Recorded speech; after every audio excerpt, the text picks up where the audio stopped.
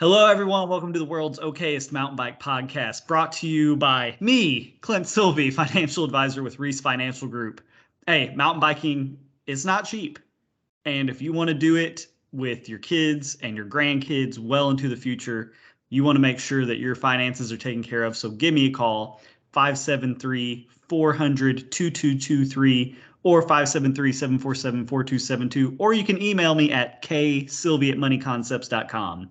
Reese Financial Group is an independent firm not affiliated with Money Concepts Capital Corp. All securities through Money Concepts Capital Corp, member FINRA, SIPC. All right, I think I read that fast enough that y'all couldn't even skip it.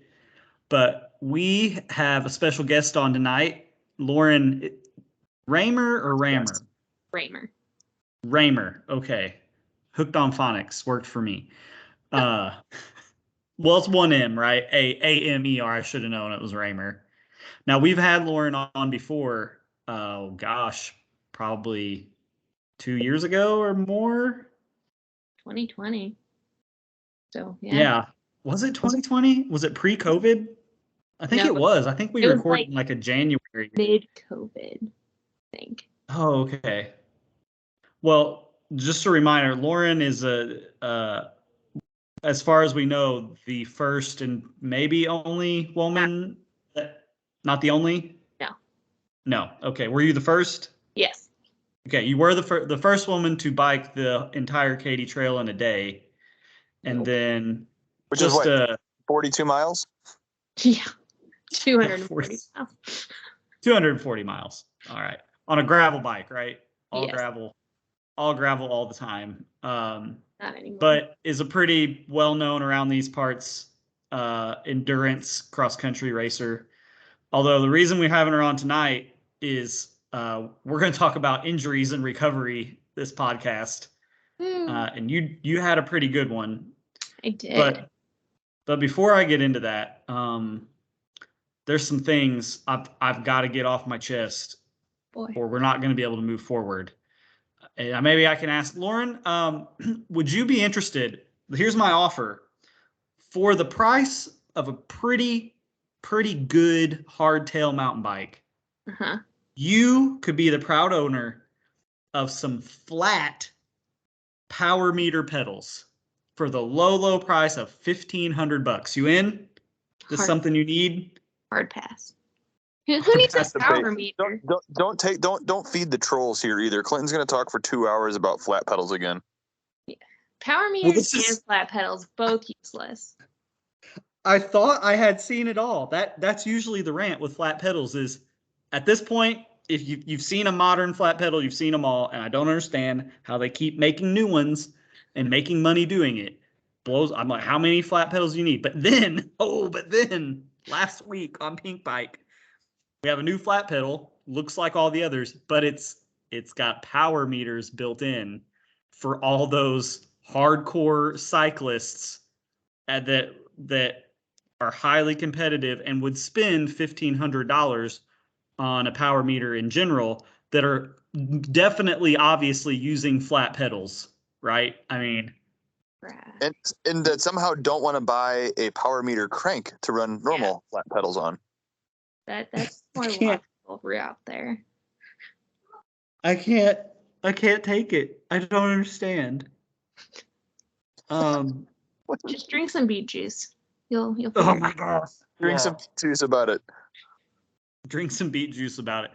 Yeah, that's my latest. I'm sure a few of our listeners that also follow me on Facebook and Instagram have seen my saga of the beet juice. Been there, done that. What was that? Been there, done that. Yeah, you told me to get some pills. Yeah. Did you feel superhuman? Did you feel like a superhuman after drinking beet juice? No, I felt like I wanted to throw up. That's exactly right. I'm like, I don't know if I can go ride 30 minutes after this. I feel like I've got a puddle of blood in my stomach. Dwight Schrute would be so disappointed in you two. You know what? I'm going to test this theory probably on Sunday afternoon because I'll get to go ride. I was just trying it because, it's rainy and we haven't been able to ride, but I was like, well, I'm going to try it. It's not going to do anything if you're not riding. I know, but I still wanted to see what it tastes like, right? I wanted to taste of the glory, see what it tastes like. Tastes like dirt and grossness. It tastes like bloody ocean water. Is what it tastes like. It's Ugh, like that sounds- salty. you guys are Even when really it's cold, it hits your tongue and it kind of feels warm. It's like Ugh. blood. It's bad. But I mixed a glass today of half beet juice, half cran grape juice, and while still not tasty and pretty gross, it was definitely more tolerable. And I just chugged it. And then I went to the gym and did a very light workout today and a very light recovery spin. But you would be proud of me, Lauren. Would I? Well, I tracked, what's today, March 24th. So 2 days ago, whenever it started raining, Tuesday was my first rest day in like 2 weeks straight. So I've been getting after it, you guys. I mean, Good. I'm the best March Clinton there's ever been by far. But no one will know that because I can't do any of the races until the BME. So, whatever. Just put in the work and it'll show. It'll show when it needs to show. And that's what they say. I hope so. I want to see Clint on the podium at the BME. I'm gonna try.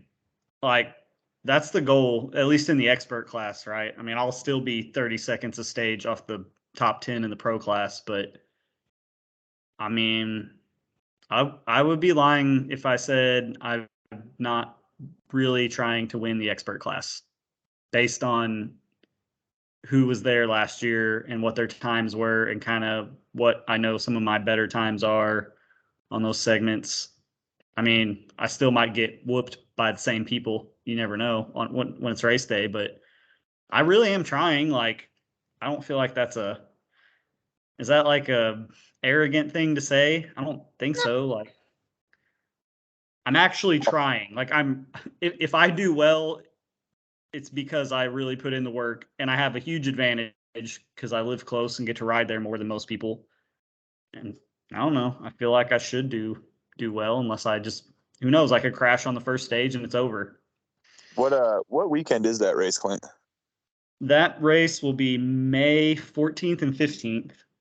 And there'll actually be a podcast coming out this coming Monday, whatever day that is, March 28th, that I did with Dave Elkin. It's already recorded, but we're gonna wait till Monday to put it out there.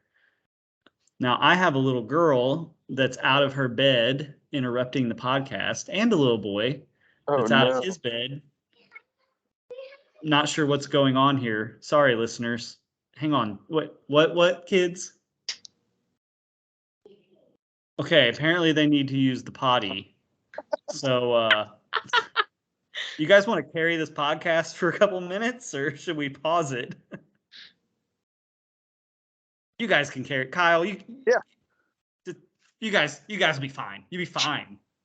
So I got to share a funny story a little bit about the BME that I just realized that is terrible, and it's going to semi-involve Lauren because she's going to think this is hilarious, knowing me. So it does not look like I'm going to be able to make the BME this year, and you know why, Lauren? Why? This sucks, and I'm so mad. I don't even know what to do about it at this point, but I just realized this weekend crossed paths with my 50-mile gravel ride or 100-mile gravel ride weekend that I had planned. Somehow, in my elite decision-making and scheduling, I just realized I scheduled a 100-mile gravel ride instead of attending the largest enduro race ever to come to the state of Missouri, and I feel like the biggest idiot. I've already got my B&B booked. And I've got 4 other of my friends that are going on this trip with me now. What am I going to do? Break your gravel bike. Oops, can't go. Oh my gosh, what an idiot. What am I thinking? I didn't even look at it. Why did it have to be the same damn weekend? That's same darn weekend. I'll have to edit that. Oh, that sucks. It does. So, because even as a spectator, I love spectating races. Like, Lauren, you know this about me. I'm not a huge racer. I don't particularly care that much. I have a lot of fun riding party laps with my buddies. I don't necessarily feel the need to be competitive because I'm just going to be disappointed in how I finish. And I'm just being honest. That's why we don't ride together. Yeah, well, right. Well, and I can't keep up. So unless you want to ride at Shepherd or the Bluffview Flow Trail or someplace where there's jumps and drops and lots of technical things where I could be faster than you on. Hard pass. Yeah. Clinton, you missed it. Yeah, While my kids are gonna get whooped. But they're gonna get away with it a little bit tonight since I've got the recording and the evidence of sound. Yeah, you can't beat your kids when you're being recorded, huh? Yeah. I would say what I missed, but it would be kind of pointless to rehash it. That wouldn't be very fair to our listeners. I'll tell you I do later. have one other piece of news. Yes. And I can't give real details, but all winter long, a new bike park has been being built in secret in our region. I will tell you, it's south of St. Louis, not as far south as Shepherd, and it's a very similar elevation profile to like Steelville. So, you're looking at like 120 foot of vert for each run. In addition to Steelville. What's that? And it's a bike park in addition to Steelville, not Steelville. This is in addition to Steelville. This is in a completely different place from Steelville. It would probably take you an hour to get from this place to Steelville. Had no idea it was being built. Can't wait to be able to give credit to the guys who are building it because they've done it on volunteer time. I think it's private property. It's, from what I understand, you're going to have to come in on the honor system, sign a waiver, put it in a box, pay $10 to ride. So $10 pretty cheap. Yeah. No, if the trails are good, I'll pay. I'll put a 20 in there. I don't even care. So they've got like 3 flow trails built right now with like lots of rollers, and one of them has some decent jumps and some things you can double if you are willing to go for it. The other 3 that are done are like raw technical, have some really steep and kind of tricky turns. So that's something that's a little different from Steelville. Steelville is definitely more polished, but Steelville was professionally built. But the guys that built this have done a great job. I mean, they just got into mountain bike. They're not even like super experienced mountain bikers. Nice. They just like it. And so I went out there. They invited a guy to test ride and told him he could invite someone. And so we went out last weekend, did some test riding, gave him some suggestions on some things to adjust. There's going to be 9 downhills, a dedicated climbing trail, and there's like a 2.5 mile cross country loop around the perimeter that's already done. I'm just like, what is happening? How did I not know about this? So it won't be long. We'll be able to announce what's going on there. But I was stoked that it's something I had zero involvement in, and I mean zero. I'm actually so happy.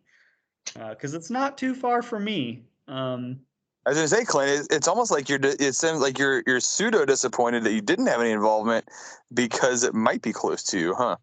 Well, let's just say this: good old Potosi, where things happen.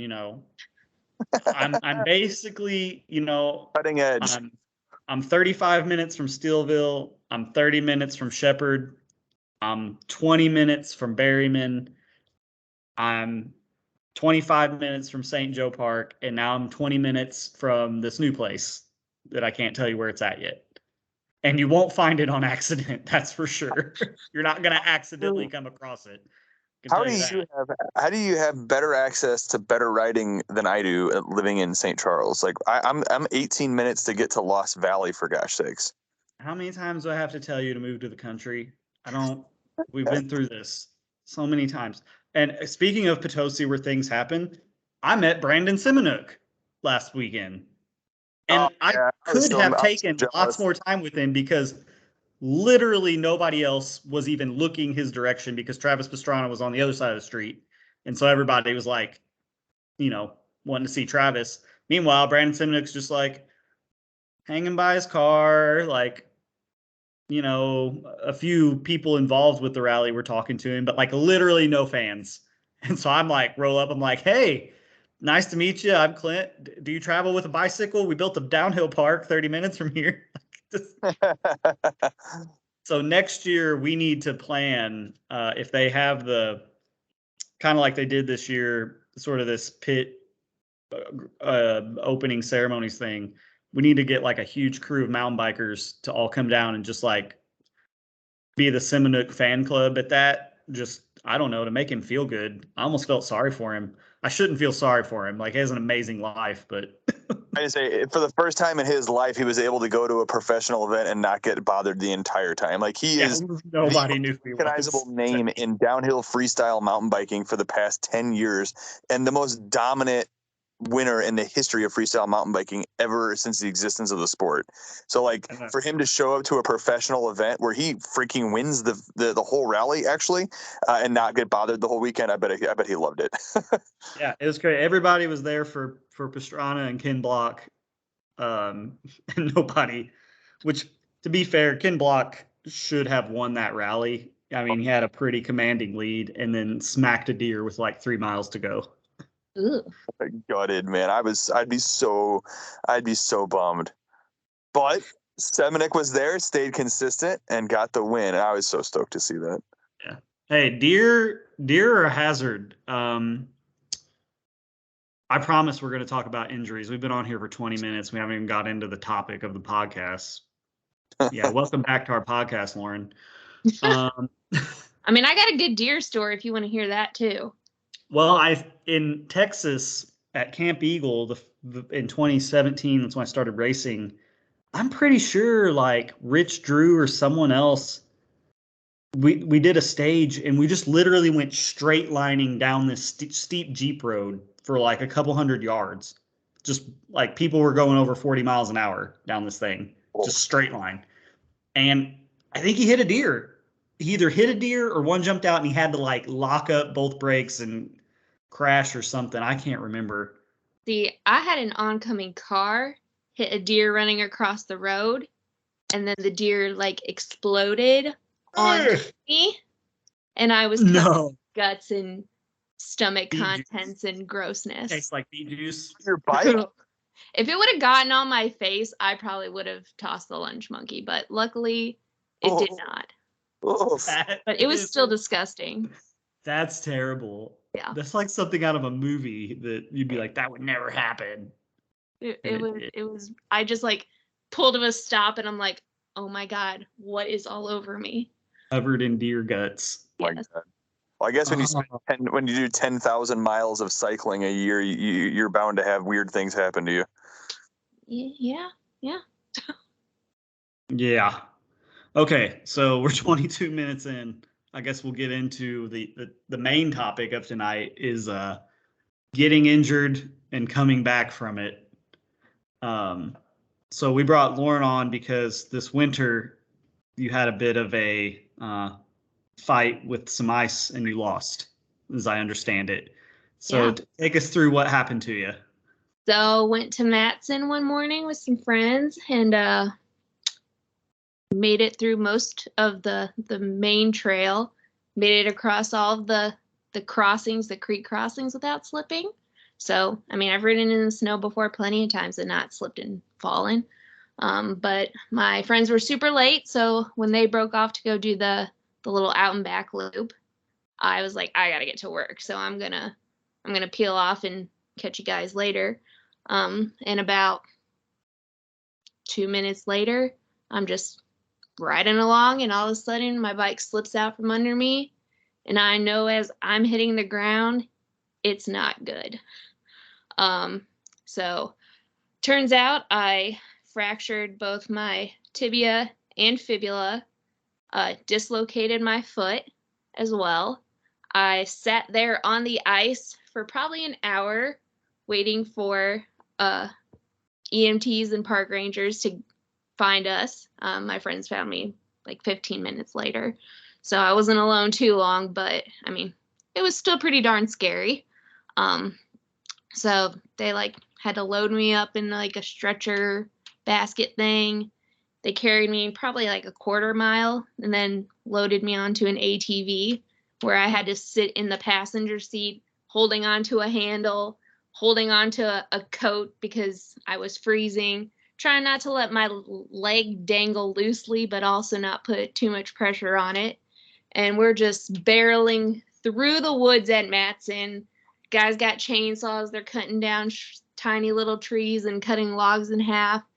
And that was the scariest part, I think. I mean, I think my leg was pretty much numb from sitting on the ice for so long, which, again, probably a good thing. But took a while to get to the ambulance. Oh, it's so bad. So I was also wearing my winter cycling boots. Luckily, because they come up over my ankles. And the doctor immediately said, if you had not been wearing these, it would have been a major compound fracture. Oof. And I probably would have had to been airlifted out of the woods. So that's a little terrifying. Oof. Oh, what? That's making me question what kind of shoes. Do they make a super high ankle clip shoe besides winter ones? Do they make a summer version? I don't know. Yeah, I don't know about that. I know they make Like my dad has he has a fused ankle, so we got him some flat pedal shoes that are kind of hard to find. They're like 5'10s, but they come up really high, but they're not the Sam Hill ones. the they have- Terrace. Maybe they have no, they're not the Terex ones. I don't think they make these anymore since Adidas bought them out. But that oof. Yeah, so now there's a plate on my tibia and 6 screws in there, and then a giant screw in my fibula. Okay, and then the foot dislocation, Well, that was the fun. Okay, let me back up a sec. So when you crashed, did it happen so fast that you didn't even come unclipped? You just went with the bike? I have no idea. I mean, the bike was apart from me by the time I had landed and was on the ground, but I'm assuming maybe as I hit the ground it came unclipped. Couldn't tell you. Oof, I would assume, and I guess they're supposed to come out because, not to be gruesome, but how would you get unclipped with that kind of injury? You couldn't turn your foot. Well, I mean, my foot was kind of not facing really the right way attached to my leg at that point. Like exactly. anytime I tried to lift my leg up, the foot would kind of stay on the ground.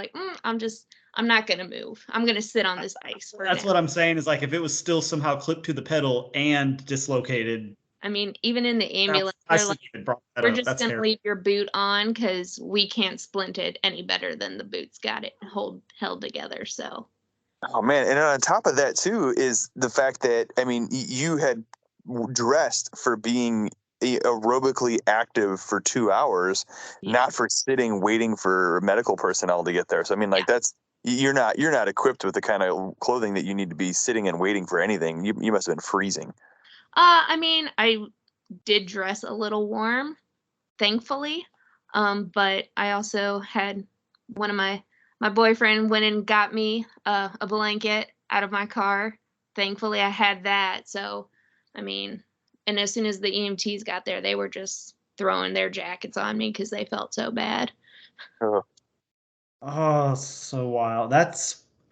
You got me questioning some of my riding habits where I'm out in the middle of nowhere alone. I'll go to Berryman by myself still. No problem. Yeah, maybe not in the snow. Maybe not in the snow. So I actually got into mountain biking because of an injury.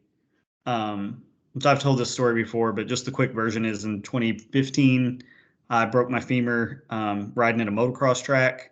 It was just like a practice day, and I was just cruising around. I had literally gone one lap and hit a pretty small double.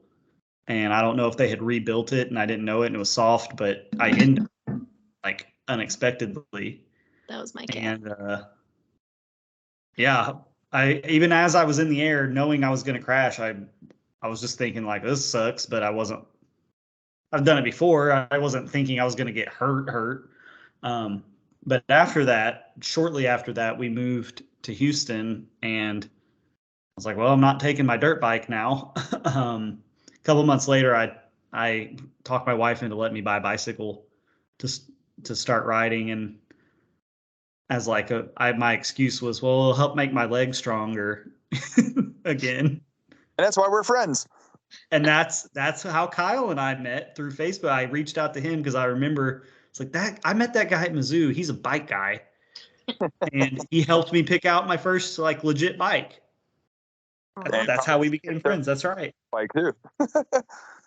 Yeah. It did help rehab my leg. Hannah can hear me. She's still over on the couch, but it turned into a Shepherd Mountain Bike Park. I mean, truly, like no broken femur, probably no Shepherd Mountain. Anyway, though, so on the recovery side, Lauren, I know you've started riding again. Yeah. How long was the gap between when you got hurt and when you could start riding again? So I broke it on January 27th. I had surgery on the 31st. I did not ride at all through February. I was only in a hard cast for 11 days. But then the doctor cleared me on March 4th to ride the trainer, which in my mind means road bike, because I'm more likely to trip over my own 2 feet than I am to fall off something with 2 wheels. Like, it's just how I am. So my mom followed me on my first ride back. We went up to like north of O'Fallon, and where it's super flat, not a lot of cars. And that's when I did my first ride back, and I've done a few since. But I mean, it doesn't hurt to ride. It hurts to unclip for sure. But it hurts way more to walk and stand than it does to ride a bike. Gotcha. So yeah, mom of the year. My mom would be trying to get me to quit. I'm sure she's gonna have a lot of hesitations when I get the mountain bike out the first time. Oh, Yeah, man. probably. Hey, flat pedals, maybe. I don't see how that wouldn't help though. I mean, you're gonna dab a foot either way, right? At some point. So you're back spinning on the more mellow type stuff. This is where I'm curious, because this is kind of where maybe somebody who's either hurt now or gonna get hurt in the future. And I know we're not doctors and blah blah blah, but I mean, I've met a lot of physical therapists. I've listened to lots of trainers and doctors talk about injury stuff. And to be honest, the doctor I had that did my surgery, while he was a very good surgeon, and my new doctor after I moved to Texas that was doing all my checkups, and taking care of me afterward, said, he's like, this guy really did a good job putting it back together. Wasn't exactly up on the most modern recovery techniques and all that. And I made a lot of mistakes that prolonged how long it took me to recover. For example, I didn't know that ibuprofen it slows down bone healing if you take a lot of it.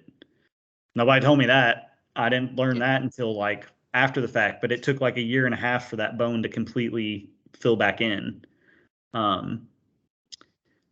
And I also learned, and there was no way for me to know this, but that even if you're not a doctor, you can kind of imagine, you can look at a skeleton and you can look at charts of muscles, even if you're not a doctor, and kind of imagine how they move. And if something's not moving correctly, you can kind of self-diagnose that something's wrong. Like you might not know exactly what it is. But when I started physical therapy, there were certain things, the way it would hurt and kind of lock up around my knee, I was like, something is mechanically not functioning the way it's meant to. Like, this isn't soreness pain. This isn't weak muscle getting stronger pain. This is like something's not working right pain. And sometimes I could feel, I was like, something's popping over the tips of the screws in the bottom of my femur. Ew. I know that's what's happening right now. And so I like pestered my doctor into getting me an MRI. And sure enough, in my knee, like there's just this worthless little piece of tissue called the medial plica that was kind of inflamed. And my bone was still only like 75% healed. So if you imagine like a tree trunk, someone like chopping out like a quarter of it, like just like a chunk. It's kind of what my bone looked like. So like most of it was there, and there's a rod, it's stable, like it's fine. But I harassed my doctor so much. He's like, fine, like you want to get your screws out, we'll get your screws out. Like, do you want I'll scope your knee while we're in there, like two tiny little bitty incisions, like one stitch each, like can't even tell. And sure enough, like 30-minute surgery, and I remember walking out of the building thinking like, oh yeah, like this is how my leg is supposed to feel. I mean, I was sore, but so kind of the things I learned from my new doctor were like, he's like, I would have had you walking, no crutches, whatever, but a femur is different than an ankle for sure. But what are some of the things like, did they give you any advice, like habits, things to avoid, things to do before you could get back on the bike?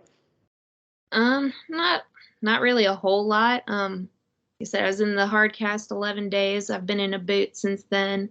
The boot I only wear when I'm out of the house. When I'm in the house, I walk around just in supportive shoes because it hurts a lot less, and I don't want to have a giant boot on my leg as well.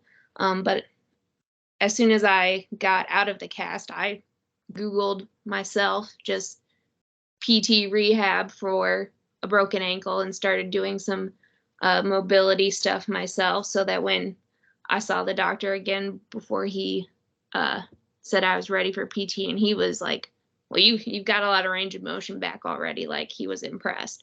So, I mean, just non-weight bearing stuff was helpful. Well, and I've actually recently, this is my first week I'm not going, but the previous 4 weeks I've been in physical therapy, but for a different thing with my arm. Um, and everything they tell me that the way they do it now is like movement is good. Yeah. Like that the damaged tissue, like you need blood flow, like you need your body to bring red blood cells and white blood cells and everything to the damaged area. And you also need to like shuttle out the bad. And the movement of your muscles in that system, it's like a pump, right? Yep. Like pumping in the good, out the bad, in the good, out the bad. Which is why I think these days, like unless inflammation's like really severe, where it's so severe you're risking like a rupture or something, that they don't do ice for a long time.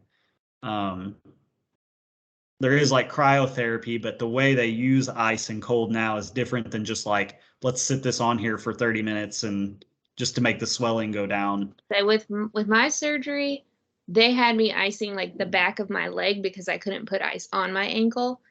So I had to put ice on like the back of my leg to circulate colder blood into my ankle to help reduce swelling. So they did suggest a lot of ice for me, at least in my injury.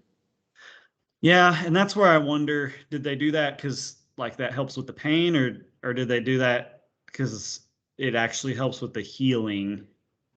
I don't know. I wasn't in a lot of pain except for when the nerve block wore off. Oof. That was brutal. It was Yeah. a long night. So were you, when the actual crash happened and stuff, were you in a lot of pain like immediately then? No, not really. I think shock took over, and then again sitting on the ice kind of probably helped. But as soon as they took the boot off in the ER, and I mean, they told me as this was happening, they're like, we normally knock people out to push their bones back into place, but we're just gonna give you an extra shot of fentanyl and do it now. So I'm like, oh, cool. So that really hurt. Why they do that like that? I guess they thought I had a pretty high pain tolerance, which I mean I do, but like I get why they knock people out too. Oh. Yeah. How do you like that, Kyle? Oh, We dude, normally knock people out, but we're gonna pretend like it's the 1800s and just do it. uh, Like a stick to bite on. no, when Lauren did her arm, so Lauren had a compound fracture in her forearm with both the bones. I walked into the ER after she took an ambulance there, 2.5 hours away. But when I walked into the ER, they had her ratchet strapped to a table, and some 270-pound nurse tugging and twisting her arm as hard as possible, and she was wide awake. And I lasted less than she did and walked out quickly before they had another patient. Yeah. No. You girls are something else. Wow. I mean, I can understand like when I did my leg, people say like it must have been shock took over. I felt super calm. It was uncomfortable, but I wouldn't say it was really painful when I was laying there in the mud. Um, when ambulance finally got there and the road was kind of bumpy, like it was like ooh, ah, ooh, but it wasn't like oh, knock me out. It wasn't anything like that. I had way more pain after surgery dealing with the physical therapists and stuff at the hospital than I did the break. But yeah, then they never told me we usually knock people out for this and then did something, right? It was just kind of the bone was just kind of sitting the way it was sitting. And it's not like they can set a femur. They did put me in traction and that felt a little better, but it's not like they can set it and it's going to sit in place. In fact, I know my surgery took like an extra hour and a half because my muscle tension in my quads was so high, like they couldn't keep it straight to get the rod and get it lined up. But yeah, they had to make an extra incision. Hannah's chiming in. So do you have any you're spinning? I'm sure that's helping because it's keeping everything moving. Do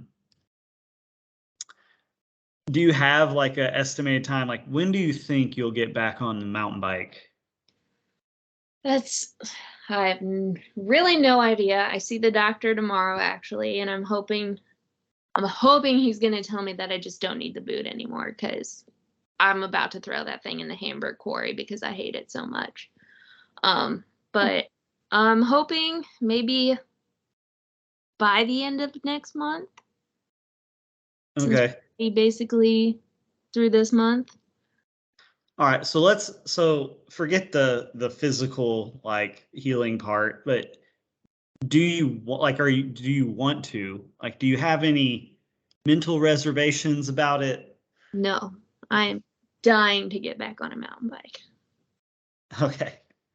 I know when I came back, I mean, one, it was slow because that leg felt so weak, and that's amplified on a bicycle. But I think it was almost 2 years exactly till I was back on a dirt bike when we moved back to Missouri.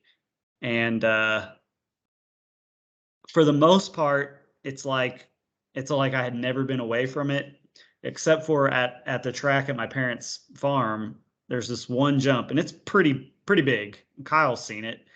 And I remember I was just like so scared to pull the trigger on it. I mean, the thing still, I've jumped it, I don't know how many 100 times, but it still scares me. And I remember calling Hannah and like, Hannah, I need your permission to do this. Like, I just need you to tell me it's okay. And I think I'll do it. And I don't know why she said, yeah, but it was more enthusiastic than that. It was like, quit being a wimp. I don't think she really meant it. I think she just thought that was the right thing to say. She thought that's what I wanted her to say. It was, but I did it. Now I don't know. It doesn't enter my mind like this injury. I guess I'm still young enough that I don't think about it when I'm riding. Even at Shepherd and stuff. I think it's scary enough just on its own. But so you don't think you're gonna have any like hang-ups? I mean, I might be a little hesitant when on the first ride, just kind of like taking it a little easier on the curves and stuff, just because it will have been so long since I've been on a mountain bike, kind of make sure I still know my skills and stuff. But I mean, I've been hit by a car too, and I was on the road 3 weeks later from that. And I don't know, I'm meant to be on a bicycle all the time. So I just want to ride. Kyle, we haven't heard much from you. Have you never been hurt? No, there's a lot to be said. No, I have actually I've missed 6 months of work in the past decade to cycling related injuries, and then I've missed full track seasons in my senior year as a varsity track athlete due to that happened to be a cycling related injury back then as well. But yeah, what did you do in track? What did you do? Guess. Well, you have famously short legs. Hannah said pole vault. That was her guess. I was a sprinter, so 100, 200, 4x1 relay, 4x2 relay, sprint medley relay, and then I also did long jump and triple jump. I was moderately competitive at long jump and triple jump as a varsity track athlete. I was highly competitive as the leadoff runner for all the sprint relays. My 100-meter time wasn't excellent. It was competitive, but my 80-meter time was some of the absolute fastest. And so in a relay, you can short handoff and you can extend people's time. So like in a 4x1, you can actually run an 80 and the next guy could run a 120 or a 140, depending on how you space your handoff. So so out of the blocks, I was the fastest person in the conference almost out of the blocks. And my 40 was very, very fast. And everybody started catching up with me after the 40. But so I did pretty well at that. And then I didn't do anything else with it after high school because you can't send you to the combine because you got a good 40 time. Yeah, right. Yeah, exactly. But that's the thing is they made me play football because of my 40 time because I had the fastest 40 time in the school, even compared to the people playing football. The problem was that when you put 30 pounds of pads on me and made me catch a football or hit somebody, I was 100% useless. So my football career was very short. When my football coach, who was also my track coach, realized I was a complete cream puff and couldn't actually play football, I was just fast. So, you know what I imagine? I'm sorry, this is so wrong, but because the reason I know about your short legs because when we talk about bicycle sizing, right? Dirt bikes is the worst, but yes. But I just imagine a cartoon version of Kyle with this longer torso, and then how the cartoon legs it basically turns into wheels. Going real fast, in a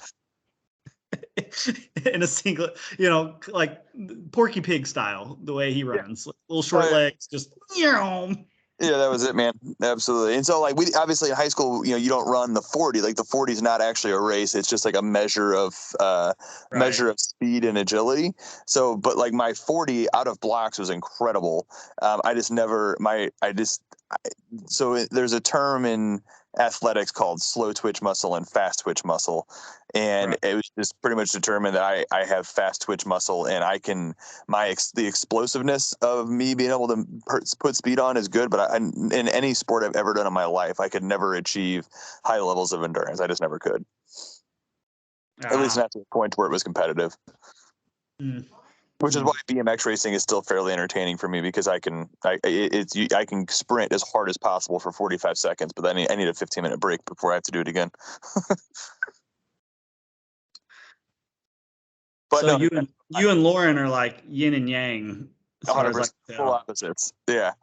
So, but I've had injuries. So I was working. What was my first one? My first one was a downhill race in Arkansas. I was racing at Lake Leatherwood on what eventually became DH2. But shortly after the big drop, it's just a real loose kind of rock field. And I slid out and took a tree. I didn't have Strava going because it was 2014 or whatever, but I imagine I was probably going somewhere in the mid 30s. I mean, it was about as fast as you can move, as I can move on a bike, and caught a tree, dislocated my shoulder, tore my labrum off my socket. And that required a 3 anchor surgery that put me out of work for 3.5 months.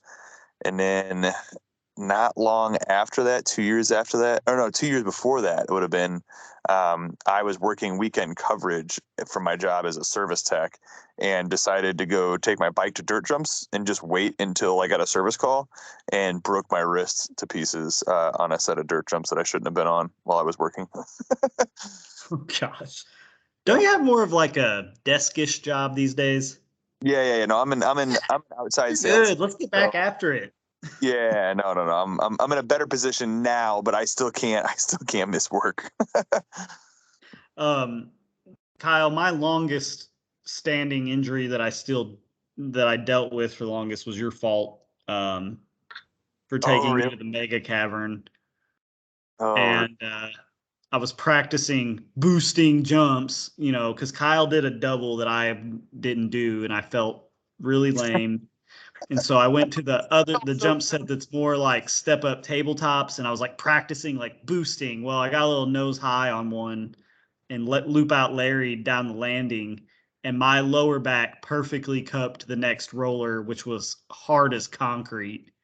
Oof. And I still feel like I have a weak left lower back. It hasn't really bothered me in a while, but it bothered me for years. That was like 2018. Well, I think, man. yeah, January of 2018. I've really just been like this last winter, like where I haven't noticed it. Good. So, Getting stronger. what's that? Because you're getting stronger. I guess. I do think I am getting stronger. This winter I did the most weight squatting that I've done since before I broke my leg. But my problem is I don't know how to eat like I know how to eat like an athlete. I just don't do it. I really wonder what I can do. You know where the shortcoming is. We both have an affinity for donuts. I know that. Eat a lot of pizza. Just I eat like a 5-year-old. Okay. I feel like when the weather's good, I can ride enough to sort of just maintain where I'm at, but it gets bad in the winter. So Lauren, are you doing any like formal physical therapy or plans for it or anything? Yep, I go twice a week and went this morning, about an hour and a half every time. So what do they tell you do they give you any advice or? I mean, they just run me through a bunch of stretches, stretch me out there, give me stuff to do at home, tell me to stay off the road, but on the trainer. And of course I don't listen to that, but.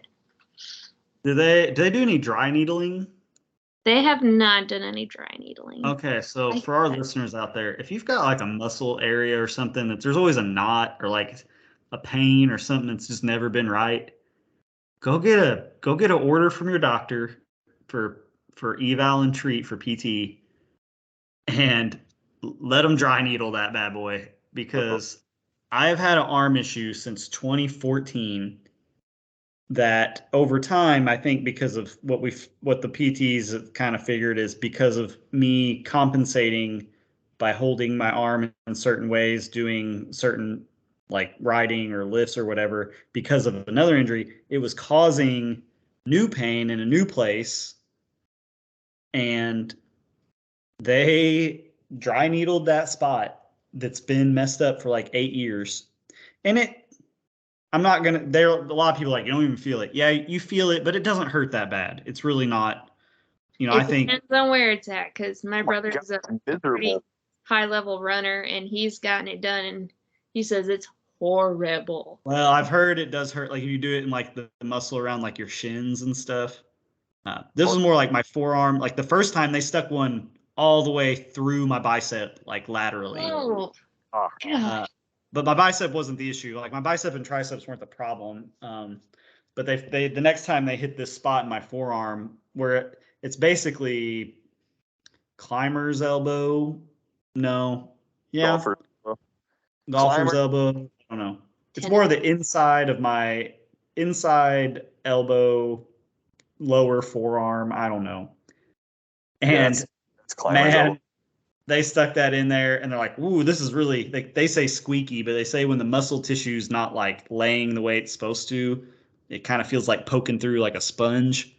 Ew. And like my whole hand was just like locked up and like, I mean, it was uncomfortable. I wouldn't say it was like super painful. It was weird, but they did that a couple times, and they kind of showed me how to show Hannah how to tape it. And I'm so mad at myself for not doing this, 8 years ago, because it basically like this muscle tissue, it's like solved it. Like it to me, it seems like it's like healed after just like three trips. I could have been healed years ago. That's awesome, though. So if you've got an issue that's like nagging, especially if seems muscular or tendons or something, and you just sit there and go, "Oh, nothing you can do about it, just getting old." No.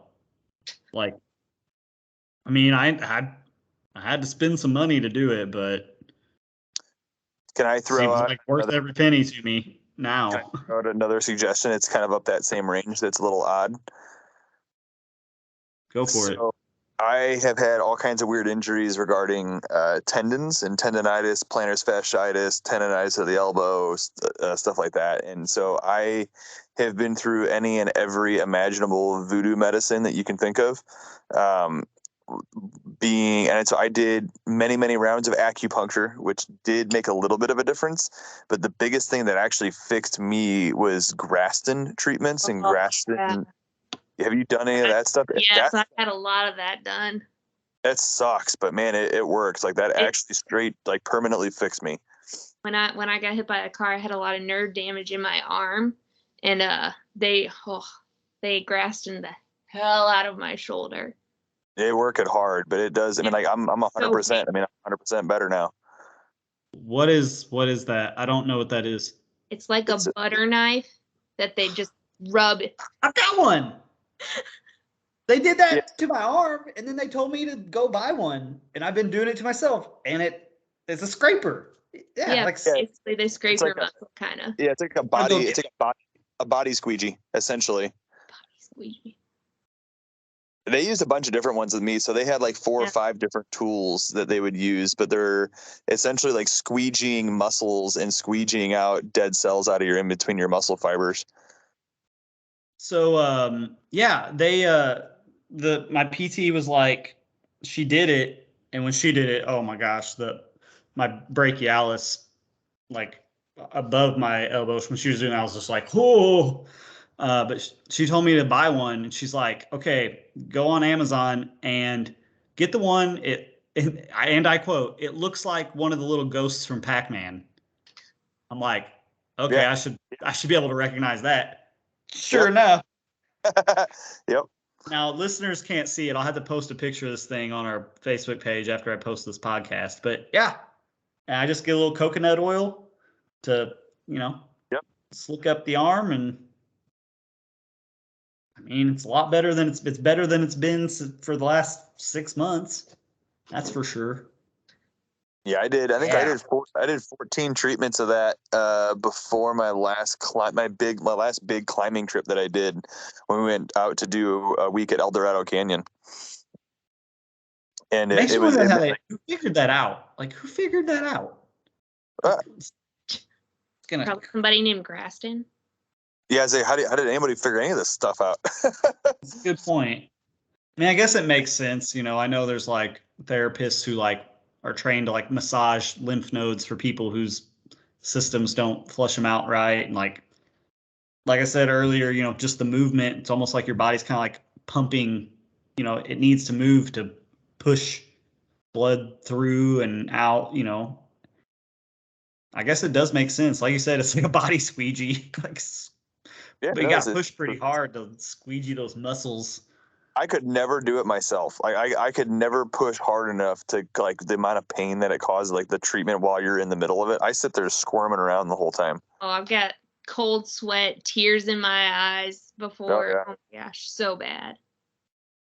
But then when you're done with it, so good.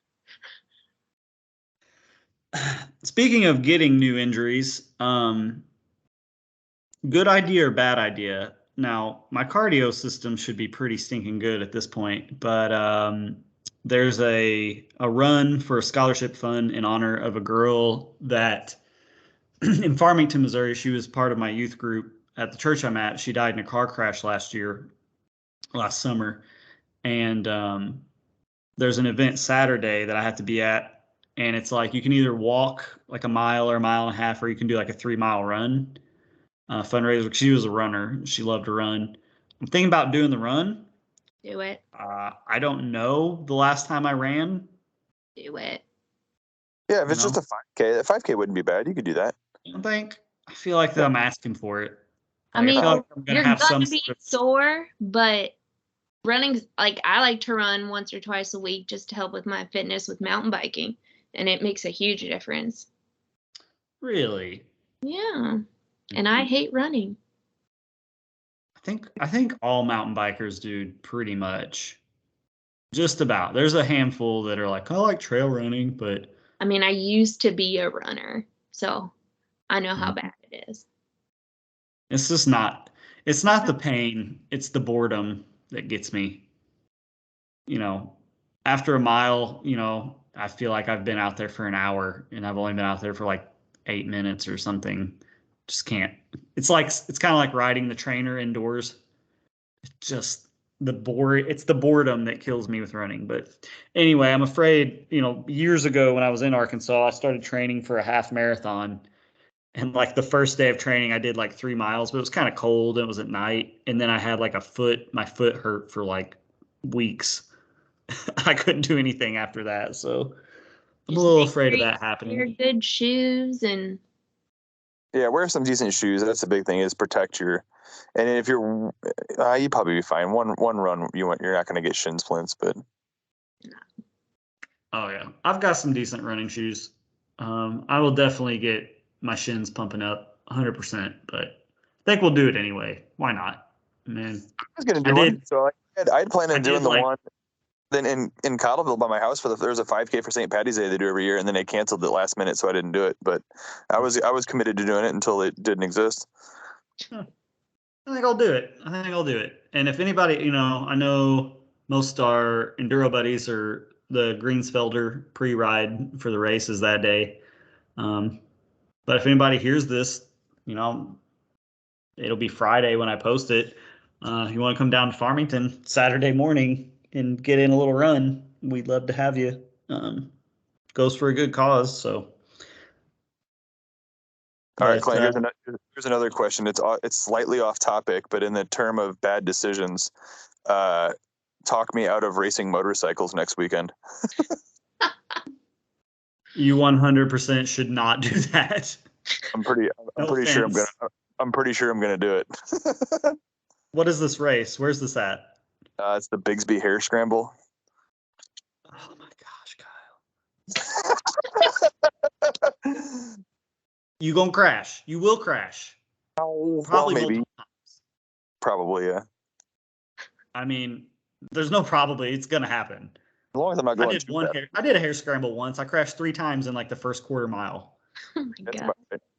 I was sending it. And then I crashed 3 more times after that throughout the remainder of the race. You really want to what has brought this on? Like Life crisis. I know motorcycles seems easier, and if you ride slow, you'd probably be fine. But I would probably be fine. It's not physically easy. Like No. My fitness is not ready for it. It would be a 2.5 hour race of standing up and dipping corners and riding through creeks and stuff like that. I mean, it would be a 2.5 hour race. I'm 100% not ready fitness wise for it. But how's your wife feel about this? I'm just curious. She's 100% against it. Well, there you go. I mean, could you do a little bit of training first? I mean, I've ridden a motorcycle before. Well, I know you've ridden a motorcycle. Yeah, I've seen it. You better pray there's not a jump in the woods somewhere. It's over for you. Oh man. I'm not gonna win. I'm not gonna win this race, but it You're would. definitely not gonna win. We know that. No, I'm not even going to it trying to win. I'm going to it to try to do a motorcycle race and try to complete a Missouri Hare Scramble. But why? I mean, if you can truly just ride well within your well below your comfort zone, I'm assuming you'd be fine. But I don't know, man. A hare scramble this time of year, wet roots, wet rocks. Who's gonna be your pit crew? Like, you gotta have pit crew. I think it's gonna be me, and then my buddies will have a coolers packed full of beer. I think is the plan. So As long as someone's there to fill your gas tank when you come by, I guess after 2 laps or so. I don't think I I don't thought even you know. gotta remember, Clint. My bike's got a 4-gallon tank on it. Yeah, I know. 2.5 hours is a long time, though. I mean, So it's most like of the. it'd be like it'd be 3 to 4 laps. I don't think I'll need to fill gas in 3 to 4 laps. 30 miles, 40 miles. I have no idea. I don't like. I mean, mountain biking through the trees is bad enough. I don't really care for dirt biking through the trees. Which is So we talk about this all the time. Like my friend Clinton loves riding loves riding mountain bikes on single track in the woods, and loves riding motorcycles. But combining the two of those, you just are not about it. hey, I told you guys, I will more than happy to come up and ride someone else's bike. Yeah, woods riding is hard. Woods tear stuff up. So yeah, I'm down to ride in the woods on someone else's bike that's set up for it. Yeah. But I had the current Missouri State Hare Scrambles AA champion rode my dirt bike and called it, quote, a logging wagon because it was so stiff and like, which he's becoming a mountain biker quickly now. I don't even know. He told me he's addicted to the mountain bike stuff and he doesn't even want to race Hare Scrambles anymore. Who is this? His name's Colby Gibson. He bought a Specialized Status 140, and I took him straight to Shepherd Mountain. He had slip-on Vans, don't even have laces, and his motocross helmet and shorts and a t-shirt. And Nice. I took him out to Shepherd, and he's begging to. We've been 1 or 2 more times since then. And all he can talk about is when do we get to go back again? So I'm just building the rider base down here in Potosi, one at a time. We're stacking them up down here. Clinton, I'm so mad. I don't know how I manage this. Lauren and I talked about this while you were gone. I don't think I can make it to the BME now. I don't know what to do. His face. I'm speechless. What? I'm not even willing to. You better have a good excuse. Oh, your excuse better be good. It's not. It's embarrassing. I can't make it to the BME, Clint, because I planned a 100-mile gravel ride that weekend, and I already booked the B&B.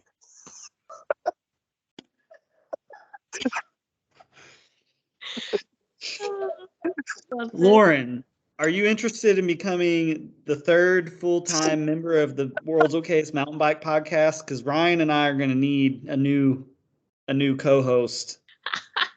My God. Kyle, who even? We booked this before the BME date was announced. It's 2 months away. You can cancel that B&B. They'll be fine. You can cancel this. Kyle, it's the BME, and I actually get to race it this year. I know. I got to look at it. So it wasn't just me. So my buddy does this ride every year with his family, and him and his brother-in-law and his brother ride from St. Charles out to Herman on the bikes, and then the wives just drive out there and get a B&B and drink all day. And so he rides out there and meets them and does dinner, spends the night, and then rides back. And so that I bought a gravel bike this year exclusively for this ride. And we booked and so we already have I don't. You messed up. You messed up bad. There's no getting around it, Kyle. I don't even know what to say. I mean, I guess I'm gonna be all right either way, but man, you dropped the ball hard. This is worse. You dropped the ball probably worse than you did when they put you on the football team. I mean, whew. And the thing is too, is I had no way to know until this was already booked and set. Like he told me, "Hey Kyle, here's the dates." I booked the B&B and then the bed and breakfast, and then and then I just now realized when you told me the dates when that was, because we didn't even know when the BME was till what, mid-January. No, we knew in like November. Did we? Is that when it was announced? I thought it was January when the 2022 No, registration opened in January. We had the dates like October, November of last year. Ugh. Yeah, I don't have any. Hannah, what do you think of this? She's trying to be nice. She's just not. She's just saying, I don't know. Oh my gosh, I don't know what to do. I'm gonna have to try to call them and at least say, hey, would you guys be interested in doing this another weekend? And he just says yes. Never sounds like a good Hannah says you're a yes man, which we love you for it. She's like, someone says, hey, you want to do X, and if you can't immediately think of a reason not to, yeah, sure. Yeah, no, totally. Like I said, we love you for that. If you have a good time playing for me and you want me to join you in this good time, I'm gonna come. Like, 100%. Like, that's how I live, and because there's so much stuff out there. And so, yeah, if you want me to spend time with you and do something fun, I'm in. Let's do it. And if that means I have to buy a gravel bike, I'll buy a gravel bike. Let's party. But I can't miss the whole BME because the BME is Saturday and Sunday, right? Yes. I might have to change my trip and then not do the overnight and just come back Saturday and then come out and then be able to make it to Potosi for Sunday. I'm trying to think of another way to do this, but I think that's the only way. Or maybe do the overnight and then just head straight down to Potosi in the morning and have my wife. You know how great it's going to be Sunday afternoon. The last stage is mine shaft. The last two jumps are open but not timed, so the pros can just like have a good old time. You know, like everybody's going to be hanging out. You know, all the pros, specialized guys, Yeti guys coming through, hanging out, watching everybody come through. Okay. Whew, you're going to be sad to miss that. What is the timeline on Sunday? I can't miss the BME. I probably won't be able to see the send off. I definitely won't be able to make the send off Saturday. I'm committed to making it Sunday. What time does racing start Sunday? I'm not sure. I don't know the schedule. I would guess we'll probably roll out at like 9:00, like the first wave, maybe 8 or 9. You know, for each wave, you can basically plan on an hour a stage, like a lap. There'll be 4 stages. So the non-e-bikers will start finishing up probably around 11:30 or noon, depending on when they start. Probably, and then the pros usually they always will go last. So I'd say the pros will still be riding, have a stage or two to go at 11 or noon. I'd say they'll start coming into mine shaft and finishing up around 2 or 3. I really don't know for sure. Okay, so let's see. So Herman, Missouri to Ironton is 2 hours. There's not a straight way to get there is the problem. It goes all crookedy the whole way down. There's not a single actual highway on there. All right, we don't need to bother our listeners with my poor planning. So we probably should get back. Yes, we do. They need to know. They need to know. My God. I bet Lauren's even going to come down and watch at some point if she can walk. You got to come watch some of it, Lauren. I know Enduro's not your thing. What's that? If I'm free, I might. Okay, what is the premier cross-country racing series in the United States? what's like the top, like this is where the best riders in the country are going to be racing cross country or endurance or something like that. Indian Camp Creek Challenge. Duh. Duh. No, BT BT Epic. Epic. Come on. Well, whatever it is, I mean, this is the equivalent. Like, I would totally be at, if there was a cross country race like that in St. Louis, I would be there, even if I was just watching. You got to come down and see at least one day. I mean, if Kyle will come, then I might come. I'm gonna find a way. I have to. I'm hoping to get to ride there once or twice, probably before the race, just to come down and ride with Flint. But so I'm gonna have to. Like it really is. It's cool. Lauren, I don't know what is the highest level professional mountain bike race you've ever been to? The BT Epic. Okay, so like I haven't been mountain biking that long. Oh, I know, but so imagine like the BT Epic though, but like Emily Batty is there with the Trek Factory team or Canyon Factory trailer. Like, I mean, it's full blown real deal, like elite of elite world class pros and their entire race teams and their rigs and their mechanics and the service tech. I mean, it's a sight to be seen. It's quite the event, and it's going to be better this last year. It's definitely going to be bigger and better. Sneak peek of the pod I'll be dropping Monday, but apparently like the vendor area downtown and stuff and all the sponsors coming and all that apparently is going to be like 3 times as big as last year. So yeah, it's going to be a party. We're going to have a DJ on top of the mountain, as long as it's not raining, on Saturday from noon to 2, just during the race, just pumping up the jams. Just pumping up the jams on top of the mountain. It's going to be so awesome. And you're going to miss it. Kyle, it's a party.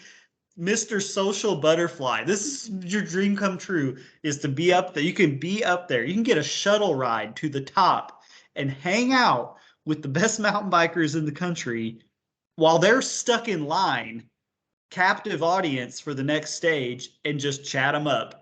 This is your chance, and you're not even going to get to do it. No, I will. I'll be there Sunday. I don't know how I'm going to make it happen. I got to talk to Lauren about my plan tonight. My wife Lauren tonight. I'm gonna make it happen. I'll be there Sunday. I'm just titling this podcast "Kyle Messed Up." Listen to the end to find out how. You done messed up, Ron? You done messed up. All right, it's late, you guys. I gotta go to bed. Yes. Yeah. It's past my bedtime. Yep. I wish we could record earlier, but I guess we're adults and whatnot. So I don't know. Lauren, you have anything you want to add, or you good? You done messed up, Kyle. Lauren, how badly are you gonna beat Clint in the BT Epic this year? Gosh. I'm gonna murder him, probably. What do you think? What is your goal time? We're gonna listen to this again. So, what is your goal time for BT Epic 2022? 5:30. Clint, do you think you're sub 6? If I don't get hurt and I keep up the effort and I actually start eating right, I really think I could do sub 6. And I didn't even do. If I don't buy a short travel bike by then, I've got one lined up to rent. Okay. So I'm not doing it on an enduro bike. And now that I've figured out that my feet need to be wider, I shouldn't have stabbing awful knee pain for 30 of the 52 miles like I did last year. And Ryan, Ryan thinks I'm he's definitely going to do some longer rides beforehand to make sure that I don't have like those kind of issues. And in fact, I think I've got a buddy, one of my best friends, who's the best man at my wedding. He lives in Chicago right now, but I think he's probably going to come down and do the 3-legged dog race with me because he's a runner. And it's where you have a mountain biker and a runner on a team. And I think we would do the long one, which means on the mountain bike, it's somewhere around 30 miles. Although I think about half of that's gravel. So that's not that bad. Like I could do that today, especially if half of it's gravel. So I think I'm going to do that. That's in August. I might do the OT 50 pretty much after the St. Gnarls Enduro, Clint's going into long distance mode. That's wild. Can you believe it? It's so crazy. Like, I kind of liked it. I mean, it changed my life. After I did that and finished it, even though I was really slow, this is the truth. I probably a good hour of that time was truly because of the knee pain, not because of like muscle fatigue. Like I didn't actually feel that bad even at the end as far as like power output, but I literally couldn't stand up. Like going down the hills, I could not stand up. I was just like drop the seat down and just like bouncing down the trails because my right leg would just collapse when I try to stand up. So that was really bad, but I think I have that issue solved now. So I think I've got a 6-hour time in me. You know what I'm gonna do? You know what I'm gonna do? Of course, I plan to do this to Ryan Brown if he races, so I might make him do it. I'm gonna find Lauren at the start. Wait, but Lauren, which wave do you go with? I go with the first one. Ah, crap. Okay, maybe not. My plan was I want to start right behind Lauren and just dog her as long as I can. Just You won't catch me. Not unless if I can. Hey, if I have you within sight, because the first 4 miles is gravel, if I can just keep up with you, and when we hit about that 4-mile mark and it goes down and then drops in the wood, I will sprint like it's a BMX race to get in front of you before we head down that hill. Now you're going to catch me on the next climb, but I'm going to be holding you up. So unless you got good passing skills, you are stuck. There ain't nothing you can do about it. I'll have a train. I will push you out of the way. I will have a train of people cussing me. Oh man, what did Ryan say? The third wave last year, and the first descent, like you get off the gravel and it's like a downhill. There were people. There were 30 people walking their bikes down a hill that you could ride on a 20-inch BMX bike if you wanted to. Yeah, it gets backed up. I was just like, what is happening, roadies? Like one person gets off and then everybody does. Yeah. I know cross country and distance, it's all one in the climbs, but a race that long with that many downhills, there's a lot of time to be made up. Not like sprinting the downhills, but just like comfortably coasting. But I was passing people going down, 5% grade hills with like a root ball that's a foot tall that they're like getting off and like walking their bike over. Yeah. I'm not going with the third wave this year. I'm at least going with the second wave. But I might go with the first wave. I know you can't because you have to be signed up for a pro class. Mm-hmm. But my plan is I'm going to find Ryan. I'm going to line up right by him. And I'm just going to draft him for the first 4 miles. I'm just going to get right on his rear wheel. I'm just going to stay there. And no matter what he does, even if I know I'm going to blow up, if he starts sprinting, I'm sprinting. I'm just going with him until I can't go no more. Oh, no. Oh, boy. I hope he doesn't listen to this because I'm going to like block pass him into the first woods. What did Ryan say he's going to do? Ryan said he's going to be sub 5 this year, didn't he? He said 5:30. I thought he said 5:30. Okay. Maybe you're right. Yeah, you're right. What was our bet? I don't know was our bet just if I beat him straight up, he's going to pay my entry fee back? Correct. Like no matter what happens, like even if his bike breaks in half or something. I think as long as you both start at the starting line, if you beat him, I don't think I think the bet's off if one of you can't race, obviously. Obviously, yeah. Yeah, but like if you both start at the same start line, I believe the bet was whoever finishes first pays the other person's entry fee. No. If he beats me, I don't have to do nothing. That's true.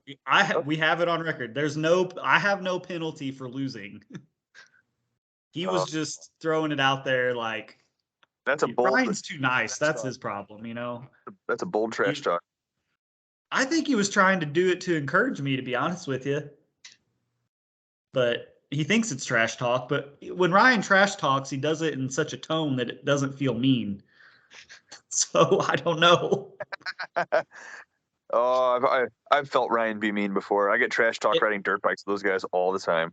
Oh, I bet. It just felt like to me it was sort of this tone of like, you know what, Clint? Like, I'm so proud of you for trying and going out there and doing it that if you beat me, I'll pay your. Now he probably doesn't think I have a snowball stance, where to beat him, but I remember that's how I felt when he said it too. I think you're right. well, anyway, it did change. I mean, it changed my perspective on riding because I used to think one lap at Berryman was like, I remember I raced the Battle of Berryman one year and I got finished and I'm like, I will never ride this whole loop again, ever. I'm never, ever going to ride this far ever again. And the BT Epic is literally twice as far. And now I'm like, if I had time, I'd do a whole loop today. Like, I can do it. Like, I know I can do it. If I just decide to do it, I'll make it around there. It might take me 3 hours, but I'll do it.